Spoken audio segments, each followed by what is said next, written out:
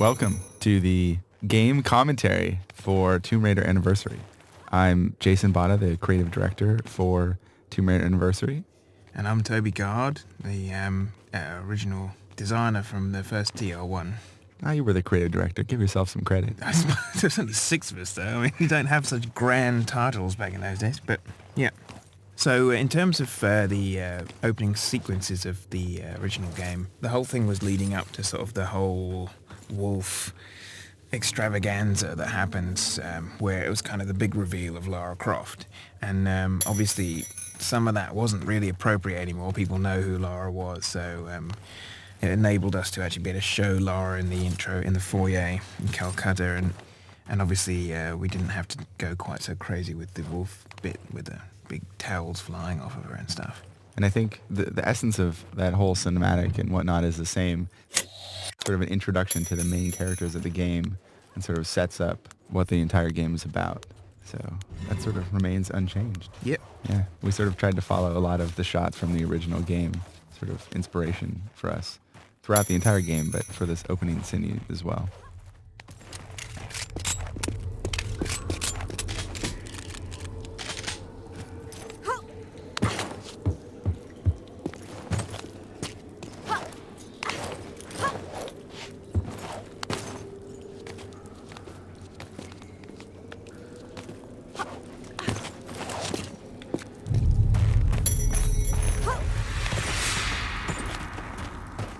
So I remember when we were first putting together the designs for Tomb Raider, and I found that it was pretty disturbing how many games, how much there was of killing in games. Basically, so many people killing each other mindlessly. You know, you walk up to some chap and just because they're from a different country, you can gun them down, and that seems to be perfectly reasonable.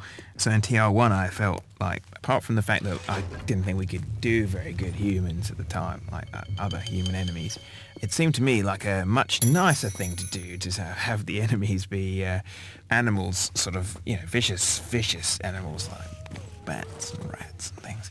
Which is ironic because I think now most people would consider killing animals way crueler than killing people. It is, yeah. I mean, pretty much, the worst thing about it is, of course, they're all endangered species. None of this occurred to me at the time. To be honest with you, I just thought, great, we're not killing humans hardly at all. What a great selling point. When we redid it, we went and we looked at the animals in TR1 and they weren't very mean looking, which made killing them even worse. I remember my teddy bear model it was very cute. That's right. So we consciously tried to sort of go back and make the animals much more vicious this time around. So you didn't feel so bad about killing them. You can maybe only lose about an hour of sleep instead of all night. So this was one of the rooms, the Wolf Bridge room, essentially. So early on in the game, and the original Tomb Raider was really just, hey look, there's going to be some big baddies that you're going to fight at some point, but you're able to sort of stand above them and shoot them to death. Lara's so mean. Yeah, well, or you could just leave them alone, I suppose.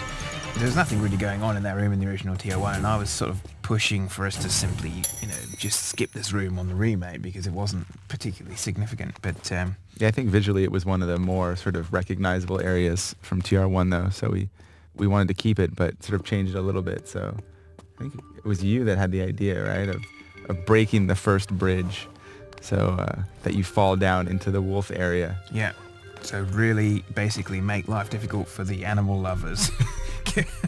So you have to kill the wolves now or they kill you. The people who didn't kill the wolves, didn't snipe the wolves, basically get the worst deal.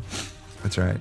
Plus it makes the second bridge a little bit more intense now. That's the big one, yeah. So this room, in the original, it was the goal to try and create a sense of reality to sort of the progression. Like, we had to separate Peru into 4 levels, but when we were designing them, we made them so that they were supposed to fit together. We tried to keep the big door at one end, and then you'd be popping out on the other side into the new level. So they were very continuous, essentially 4 continuous massive levels, but they were split into chunks.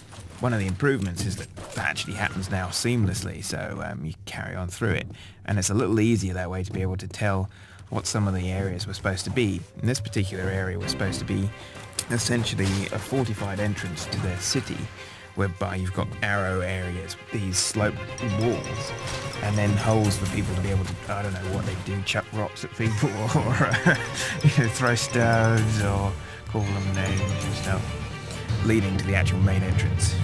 Right, it was sort of the last fortitude of the Vilcabambans against the invading Spaniards. Spanish. That's right. And originally you came in sort of up top in one of the side areas and sort of worked your way around.